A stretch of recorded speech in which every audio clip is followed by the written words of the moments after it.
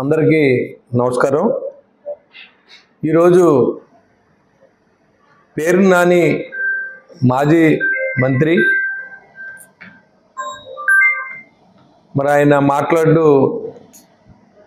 ఒక అభ్యంతరమైన వ్యాఖ్యలు చేయడం ఇక్కడ వివాదాస్పదంగా మారింది. ఎందుకంటే ఇవాళ చంద్రబాబు నాయుడు గారు, లోకేష్ గారు, పవన్ కళ్యాణ్ గారు తిరిగే హెలికాప్టర్లు కానీ విమానాలు కానీ కూలిపోతే బాగుండు అనే విధంగా మాట్లాడడం వాళ్ళ కుట్రకి, వాళ్ళ మనసులో ఉన్న కుట్రని బయటికి తీసే విధంగా ఉందని కూడా నేను తెలియజేస్తూ ఉన్నా.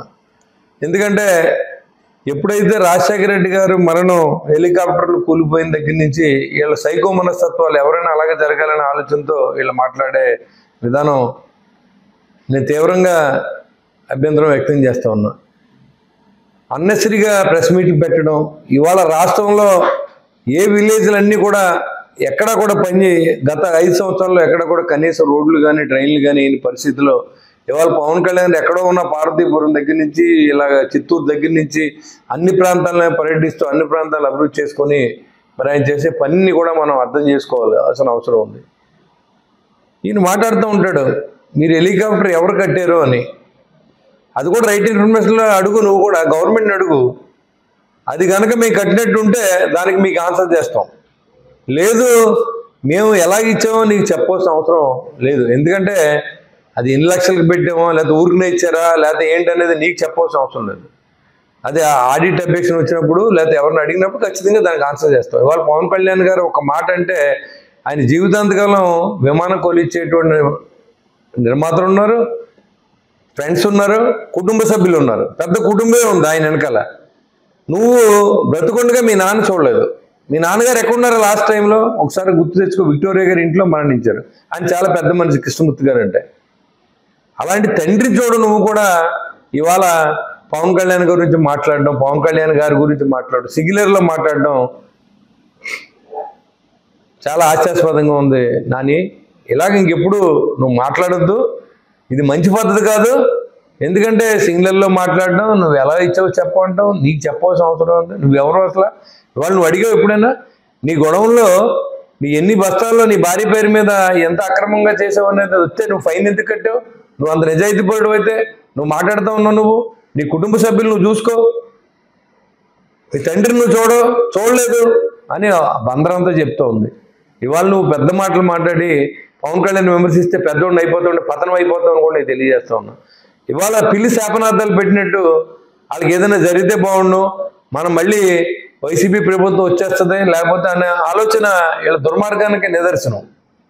ఇవాళ మరి జగన్మోహన్ రెడ్డి గారు ఎంత దోబరా ఖర్చు పెట్టడం, మీరు అంతా మంత్రిమండలిలో ఉన్నారు, ఏం మాట్లాడారు మీరు? రాళ్ళకి 800 కోట్లు ఖర్చు పెట్టారు, వ్యాన్లకి సివిల్ సప్లైస్ వ్యాన్లకి 650 కోట్లు ఖర్చు పెట్టారు, కాటాలకు 200 కోట్లు ఖర్చు పెట్టారు. ఇవన్నీ ప్రజల సొమ్ము దుర్వినియోగం అయినప్పుడు నువ్వేమైపోయావు? ఇవాళ పవన్ కళ్యాణ్ గారు సొంత డబ్బుతో తిరుగుతున్నారు. ఆయన ఒక సినిమా యాక్టర్, ఒక సినిమా చేస్తే 100,000 కోట్లు సంపాదించేటువంటి వ్యక్తి. నువ్వేంటి నీకేమన్నా బయటికి వెళ్తే ఏమన్నా రూపాయి ఇస్తాడు నీకు ఎవడన్నా?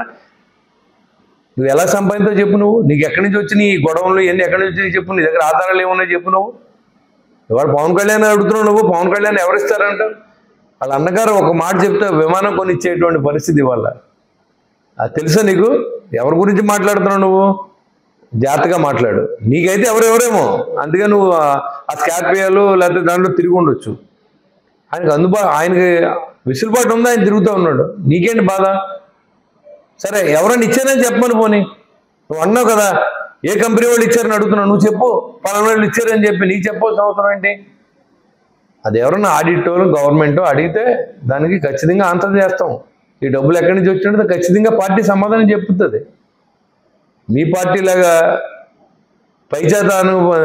పొందేటువంటి పైశాచికంగా ఆనందం మీకు ఇలాంటి ఆలోచనలు రావడం, ఎదరోని తిట్టడం, ఆనందించడం, మీ నాయకుడి దగ్గర నుంచి మీ పక్కన ఉన్న కొడాలి నాని దగ్గర నుంచి మీ దగ్గర నుంచి ఇవన్నీ కూడా మీరు మాట్లాడుతూ ఉన్నారు.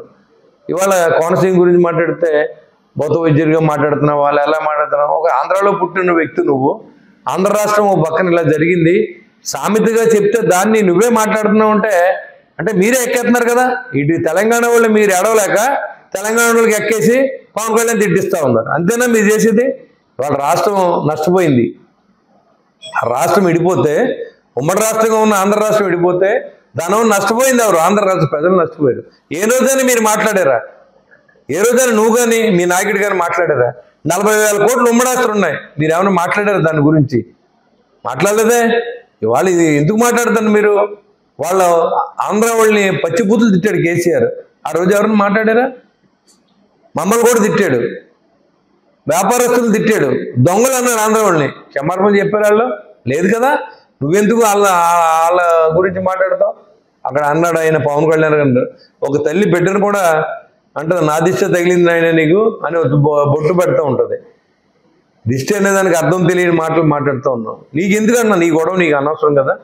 నువ్వు రాష్ట్రం మీద ఆధారపడి రాష్ట్రం బాగుపడాలనే వ్యక్తుల గురించి విమర్శించడం సరికాదని నీకు తెలియజేస్తా ఉన్నా. ఒక మంత్రి, ఉప ముఖ్యమంత్రి పవన్ కళ్యాణ్ గారు ఉన్న ఫాలోయింగ్ ఏంటి, ఆయనకున్న కుటుంబం ఏంటి, నువ్వు మాట్లాడే భాష ఏంటి?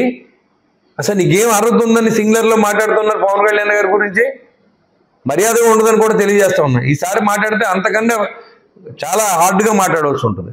ఇప్పుడు మాట్లాడేది కంటే దాన్ని 10 రెట్లు మాట్లాడవచ్చు. మాకు కూడా మాట్లాడుకోవచ్చు. ఎందుకు గొడవ అనవసరం? ఏదో రకంగా ఈ రాష్ట్రం అభివృద్ధి చేయాలని ఆలస్య తప్పరపడే వ్యక్తులు 3 కష్టపడుతూ ఉన్నారు. హెలికాప్టర్లో తిరిగారా, లేదా రోడ్ల మీద తిరిగారా, లేదా కార్ల మీద తిరుగుతారు, ట్రైన్లో తిరుగుతారు, అవసరమైతే ఫ్లైట్లో కూడా తిరుగుతారు అవసరాన్ని బట్టి. మంత్రులందరూ ఫ్లైట్లో తిరగట్లేదా? ఎమ్మెల్యేలంతా ఫ్లైట్లో తిరగట్లేదా? ఆయన సాగితే ఆయన డబ్బులు ఆయన పెట్టుకొని, లేకపోతే ఆయనకి ఏదన్నా అర్జెంట్ పని ఉంటే చార్టెడ్ ఫ్లైట్లో వెళ్ళొచ్చు. దానికి మీకు సంబంధం ఏముంది? హెలికాప్టర్లో వెళ్ళొచ్చు. మీరు మాట్లాడతారండి? గవర్నమెంట్లో చూపించండి. మీకు దమ్ముంటే గవర్నమెంట్లో డబ్బు వండేది చూపించి మాట్లాడు నాని. అంతేగాని నీ ఇష్టానుసారం మాట్లాడితే కుదరదని కూడా తెలియజేస్తా ఉన్నాం. గవర్నమెంట్లో ఏ అకౌంట్ అన్నా పెట్టుకోండి, ఎక్కడన్నా దాంట్లో ఖర్చు రాశారు పవన్ కళ్యాణ్ గారు అంటే దానికి జనసేన పార్టీ తరఫున మేము సమాధానం చెప్తాం. ఏ ఆధారం లేకుండా నువ్వు ఎవడిచ్చాడో చెప్పు. నీకు చెప్పవేంటి? నువ్వేమన్నా బాసవా మాకేంటి? మా అవసరాలు రీత్యా చార్టెడ్ ఫ్లైట్ పెట్టుకుంటాము, లేకపోతే ఏం జరుగుతుందో మా అవసరాన్ని బట్టి మేము చేస్తాం. మమ్మల్ని అడిగినప్పుడు మేము ఖచ్చితంగా చెప్తాం. నువ్వు లెక్కెడుతున్నావు అంటే ఎన్నిసార్లు వెళ్ళిందని. ఇదే పనిలో ఉండవు, ఎయిర్పోర్ట్లో ఉండి ఆలోచించి ఒకసారి మాట్లాడేటప్పుడు మర్యాదగా మాట్లాడమని కూడా నేను తెలియజేస్తా ఉన్నా. ఇవాళ నువ్వే అన్నావు కూటమి ప్రభుత్వం మంచిది కాబట్టి నీ భార్యని బయటికి లాక్కూడదని చెప్పి, నీ భార్య మీద పేరు మీద వ్యాపారం ఉంది కాబట్టి ఎక్కడ కూడా సంయమనం పాటించి ఎవరు కూడా ఆ మా తల్లిని రోడ్డు మీద లాగలేదు. కానీ నువ్వు ఇలాంటి మాటలు మాట్లాడితే అందరూ లాగుతారు. నువ్వు నిజాయితీ పరుడులాగా, అందరూ దొంగల్లాగా, మీ నాయకుడు గజ దొంగ చెప్పాలంటే ఈ రాష్ట్రాన్ని దోచి వదిలేశారు. రాష్ట్రం ఏ పరిస్థితిలో ఉంది? వాళ్ళ యువతకు ఏం చేశారు మీరు? వాళ్ళు డిఎస్సి ఉద్యోగాలు ఇచ్చి మరి 16,500 మందికి ఉద్యోగాలు ఇచ్చిన ఘనత చంద్రబాబు నాయుడు గారి ప్రభుత్వం ఉంది. అంతేకాకుండా నిరంతరం పోలవరం ప్రాజెక్ట్ అవ్వాలి, టూరిజం అభివృద్ధి చేయాలి,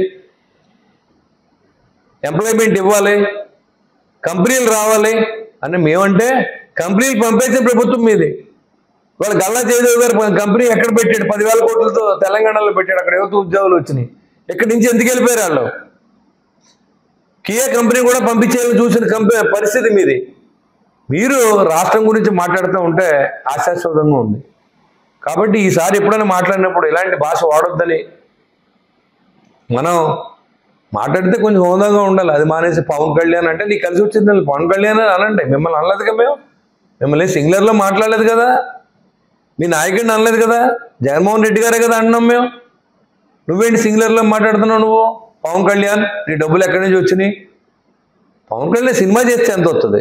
పవన్ కళ్యాణ్ ఫాలోయింగ్ ఎంత? నువ్వు మాట్లాడితే ఎంత? నువ్వు రోడ్డు మీద వెళ్తే 10 మంది రారు నీ వెనకాల. పవన్ కళ్యాణ్ వస్తే ఆ ఏరియా అంతా ఆయన కూడా ఉంటుంది. ఆయనతో కలిసి నడిస్తే చాలనేటువంటి యువత ఉన్నారు. ఇవాళ జనసేన పార్టీ అంటేనే జనబలం ఉన్న పార్టీ. నోటుకు వచ్చినట్టు ఏది పడితే అది మాట్లాడితే మర్యాదగా ఉండదని కూడా నీకు నేను హెచ్చరిస్తా ఉన్నాను. మీరు అడగండి. మీరు రైట్ ఇన్ఫర్మేషన్ యాక్ట్లో అడిగానంటున్నారు, తీసుకోండి. మీరు కూడా మాజీ మంత్రిగా ఉన్నారు కదా. ఇవాళ పవన్ కళ్యాణ్ గారి కుటుంబం ఎంత ఉంది? వాళ్ళ అన్నగారి పరిస్థితి ఏంటి? ఆయన పరిస్థితి ఏంటి? ఆయన అడగమనండి, ఒక విమానం కొనిస్తారు. అలాంటి ఫాలోయర్స్ ఉన్నారు పవన్ కళ్యాణ్ గారు. కాబట్టి ఇవన్నీ కూడా మీరు ఒకసారి ఆలోచన చేసి ప్రెస్ మీట్లు పెట్టి మాట్లాడితే మంచిది. కాడి నుంచి మేము కూడా మీరు వాడిన భాష వాడవలసి ఉంటుంది. మీకంటే రెక్లెస్ కూడా మాకు కూడా మాట్లాడుకోవచ్చు, కానీ అది మంచి పద్ధతి కాదు.